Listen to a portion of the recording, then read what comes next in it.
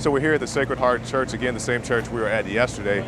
We talked to one of the people who are working the scene here. They said they were trying to help us out and see if they can get us an interview, so we'll just wait and see what happens. What we have here is just we're setting up an area where we can facilitate their sleeping quarters. Right. You know, right now they're on the floor. So what we did is we brought in a tent, a regional resource that we have in the area, and we're gonna have them, sleep a little more comfortable in the air conditioning here. Right. Right here. Now let me ask you, sir, the people who you're housing here, where are they coming from? I'm being told they're coming from Central America. A lot of them Right. are Central America. A lot of them are younger kids with their moms, for the most part.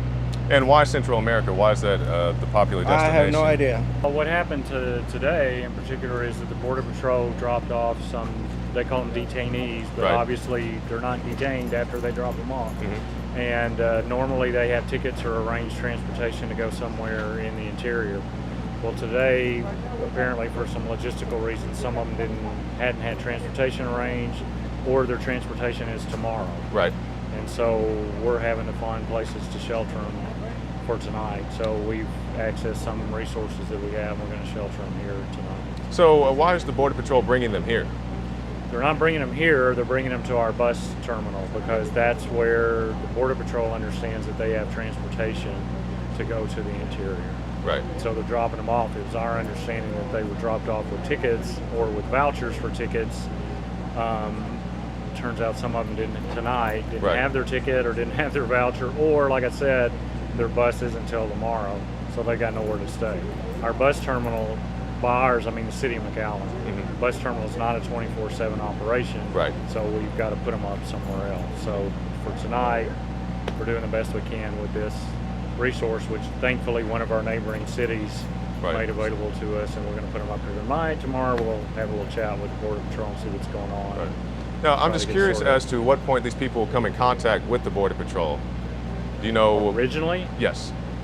you'd have to ask them, but I'm assuming it's coming across The border. So as far as you know, they come across the border, they encounter the Border Patrol, and the Border Patrol brings them to a facility such as the bus station. No, they don't bring them there. They take them. They initially take them to the Border Patrol station. Yes.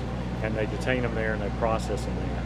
And then after they process them, the only ones that you'll see here are family units that are like a mom and a couple of kids that they have determined don't pose any sort of security risk and Right. don't have a criminal background, and they've got relatives or help somewhere in the interior.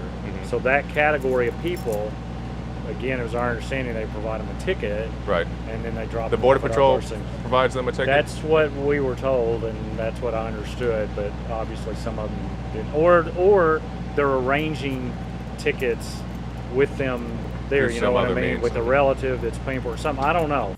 It's all word of mouth, man. It's all they're all calling back home and saying, hey, come on over. All I know is that until today, 99% of them that got off the Border Patrol bus at our bus station had a ticket. Right. And so all the charitable organizations were doing was help feeding them, giving them some clothes, we provided showers and things like that, and then putting them on the bus and off they go.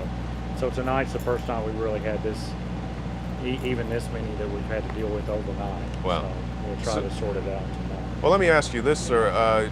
You said these people encountered the Border Patrol crossing the border. Are any of them facing any criminal charges for crossing the border itself? They're all detainees, and they're Right. all traveling with the understanding that they have a notice to appear, which is a document that says you can travel, but on such and such a day you need to appear at the immigration court in wherever. The thing about it is, we aren't just letting them go.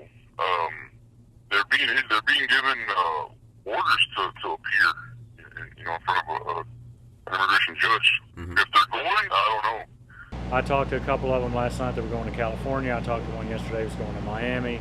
A lot of them are going to Dallas and Houston and others, but they all have a court date Right. set, and they're under deportation proceedings, but they don't have a court date, some of them for months. So as far as you know, some of these people could end up back on the other side of the border. Yeah, absolutely. But Absolutely. they're not, the folks here are not from Mexico. Right. They're all really from three countries: El Salvador, Honduras, or Guatemala. If they were from Mexico, the Border Patrol would take them directly back across the bridge and repatriate them. To back to Mexico. Yeah, they would just take them back to the bridge and off they would go. But since these folks are not from Mexico, they're from Central America, then they place them in deportation proceedings, and they instruct them to appear for court. So you heard it right there. As far as this gentleman knows, there are at least some people being supplied tickets by the Border Patrol.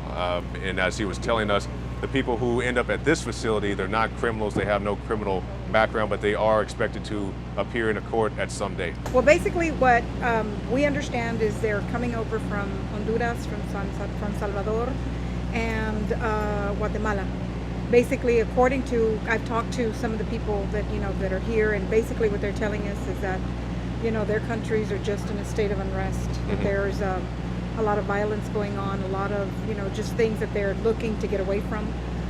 So they've made the trip here, many of them with their families, and they're processed. From what we understand, the system is that they get processed at Border Patrol. Yes. And then when they're, given their, I guess, next appointment, whenever that's going to be, they're given a sort of permit. Yes, ma'am. And then they make their way over to our bus station, and it's not just our bus station. I understand they're, being transported to various bus stations around the area. And then, they purchase their ticket, and sometimes, they are dropped off at noon. The bus doesn't leave, until 6 o'clock. So there's a little bit of time in there. We've been very blessed. Our community has come together. Mm-hmm. They're, helping them, at least take a shower, Right. get them fed. Then, as soon as, their bus ticket is, coming up, then they get transported back, and hopefully they're, they're on their way. Now, as far as the people you've spoken to, how do they just get here to the United States? We under the impression that they encountered the Border Patrol at some point, but how do they get from Guatemala, El Salvador to the U.S. soil? How do they do that? I can't tell you about all of them, but I know that one young woman that I was speaking to, who was 21 years old and had a 3-year-old child with her, she said that she had a family member purchase a bus ticket for her, and she traveled by bus, all the way from Salvador Right. to our border.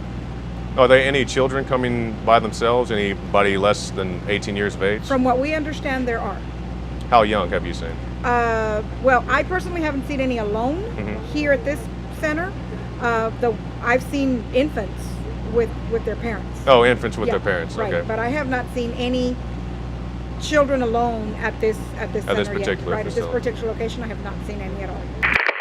Celebrate the spirit of freedom and liberty upon which our nation was founded at InfoWarsShop.com. Molon Lave is ancient Greek for come and take it. This popular design combines both classic Greek Spartan imagery with modern M16 assault rifles. Now available in women's tees and proudly made in the USA. Celebrate the spirit of 1776 with the George Washington brass belt buckle or this incredibly sharp-looking 1776 hat.